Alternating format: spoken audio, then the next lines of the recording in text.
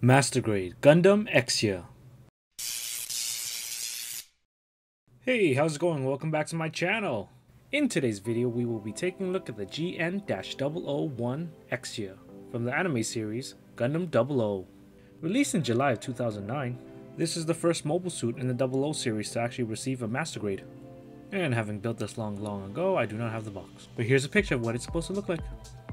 What a beautiful box art. I built this bad boy back in 2012, and it's pretty much a straight build, with only panel lining applied and very minimal sticker use.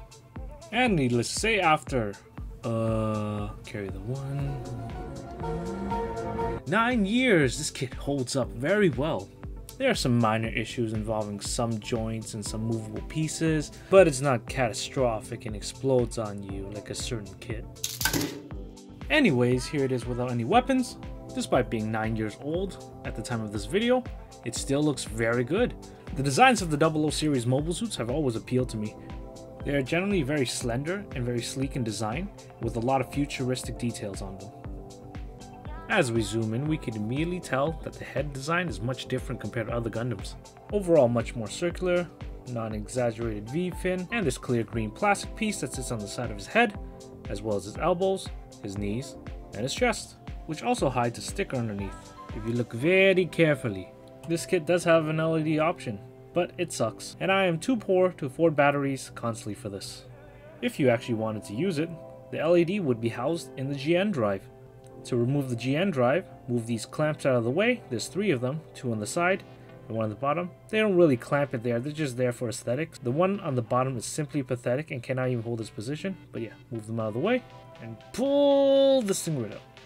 Yeah, voila, the GN drive. The GN drive has this clear plastic in the back and also in the front to actually show off the lights if you were to use the LED. I, however, hate the GN drive because it always comes apart. The clear plastic actually gets dislodged right inside the GN drive, and then you would have to remove the whole thing and reassemble it.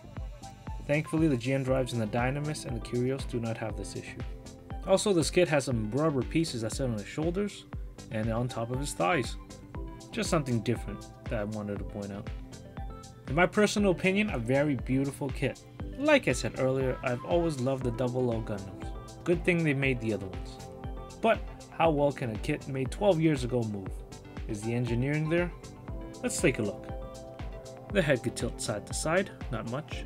The head cannot fully rotate because of those yellow fins at the side of its neck. And it can only look up and down this much. Those yellow fins on his clavicle could go up and down as well. These vents on the side of his chest can move out and in, and the cockpit could flip down, so you could see a pilot figure of Setsuna F. Seiei. Okay, it's kind of hard to see, but he's there. We got this much of a side bend, ab crunch and back extension. Not much movement here in the shoulders. And the Exia has this much of an internal rotation, pretty decent. The beam saber handles on his shoulders have some movement in it as well. The arm has a basic 360. We got a 360 bicep swivel. Decent elbow bend. The wrist is the ball and socket joint, so it could do a 360 movement. The wrist connecting to the hand has a hinge, allowing it to bend. The hand has a thumb, trigger finger, and 3-finger split. The independent movement gives it really good articulation, but it's a little annoying to actually put it in the right pose.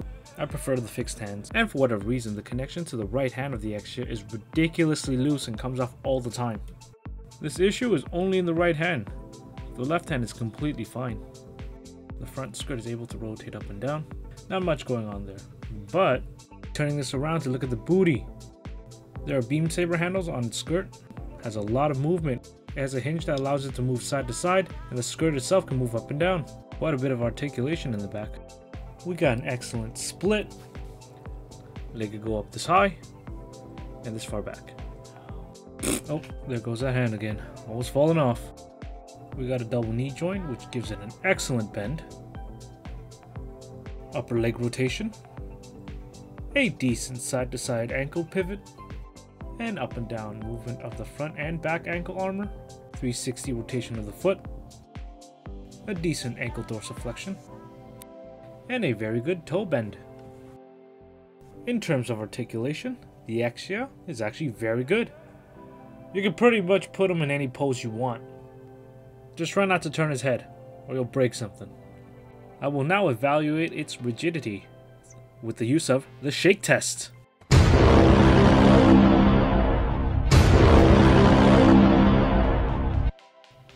And surprisingly, nothing fell off. Not even the hand, which usually comes off if you look at it the wrong way. But yeah, passed the shake test. Pretty rigid. Now on to the extra weapons and bits. And there's quite a bunch of it. Starting with the primary weapon, the GN sword. A retractable folding blade that could also be used as a gun. I actually love this weapon a lot. The design is so unique and unforgettable. Such an iconic weapon for the Exia. Like I said earlier, the blade can unfold. And look at that blade, it looks really good. We have a hinge joint that can fold in and out, which makes it a lot easier to equip the sword onto the Exia. And it can fold right up against that shield, which in fact looks very good and detailed. Now onto the GN shield. It has a nice simplistic design, but it's broken up by some panel lining. And it has a nice little gimmick where it can open up to generate the GN field like in the anime. And to equip these two, starting with the sword, I usually find it easier to make the Exia have a holding fist, slide in the handle, and then press down this tab right into that slot on his forearm. I then apply some pressure onto the hand itself and the peg on the weapon, and hopefully it clicks in. The GN shield, however, is far simpler to equip. Put this peg right into the forearm slot, and you're done. And sticking it on a base, put it in a dynamic pose, Exia is looking like a badass. But wait, there's more. You can actually flip the handle to make him hold the sword upright. Not my favorite pose, but still very cool nonetheless. And there's still more. Okay, if we fold the blade in, we got the GN rifle. Looks more like a pistol than a rifle, but it's pretty cool, giving the Exia long-range capabilities. Okay, moving on to the next set of weapons, we got the GN long blade and the GN short blade. I bet you can't tell which is which. Just slide these bad boys right into the pegs on his hands, and we got some nice daggered sword action. Also, you can store the swords. Just slide out these circle parts on the side of his hip, flip up the peg, and just put the peg right into the socket on the sword. The actual peg connection to the sword is very strong.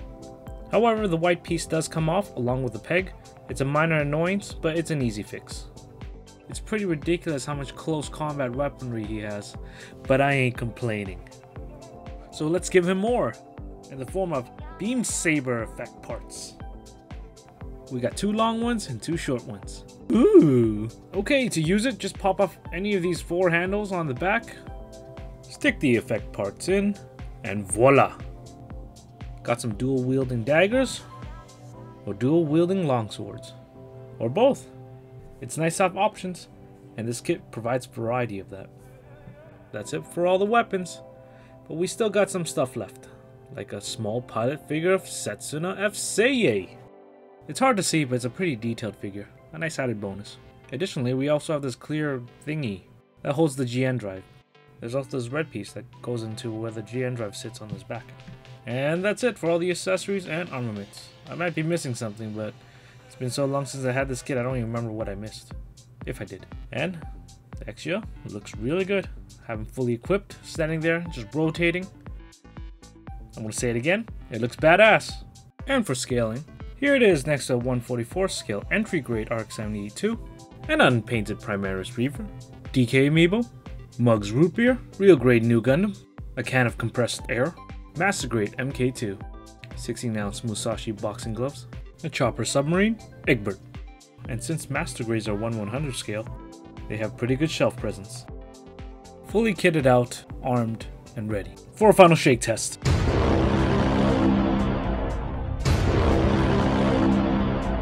Look at that carnage. It's pretty, but it ain't perfect. The Exia has a lot of equipment, which is always nice to see on a kit. It has excellent mobility, and the design still holds up.